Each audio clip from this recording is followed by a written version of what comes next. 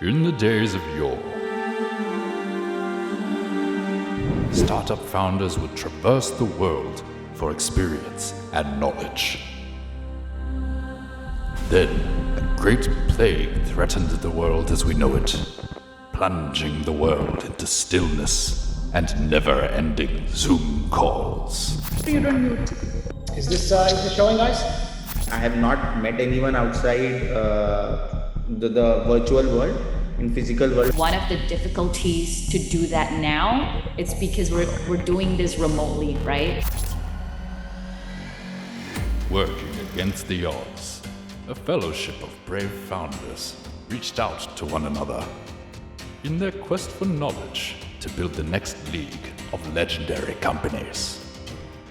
One thing that I've learned is about partnerships, which actually it was via an informal chat with one of the Surge founders about like how to set up a partnership program. That was really helpful for us. I recall having a very good conversation one-on-one with Sagar, the co-founder of Multiplier, on how they have managed to hire and retain and encourage a completely remote work culture. One of my favorite people in Surge 5 is Felix. I love the way he is building community. Listening to him and seeing his passion for building a community, it's extremely fascinating for me. I really enjoy the company that I'm with at a cohort because it taught me a lot about how different people build different things across different industries, right? And that makes me a better leader. But they didn't stop there. They knew they had to do more if they wanted to grow from an idea to IPO and beyond. United in their vision to build truly groundbreaking companies, they sharpened their tools and prepared for the long battle that would come with running one. And for hours, days, weeks, they attended lessons and listened to stories from masters of the craft. Chandra said it in his first session, which has really stuck with us, about trade-offs, right? The duality concept is so amazing that stop being either or. Now we're okay, we're going to do this long term, but we're also going to do as many ands as we can. Just talking about stuff like, culture and values and how to input that into your processes so that it's a living and breathing thing and not just a set of words.